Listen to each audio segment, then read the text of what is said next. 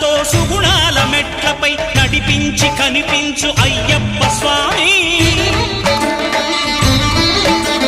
మకర సంక్రాంతి సజ్జోతివై అరుదెంచి మహిమలను చూపించు మణికంఠ స్వామి.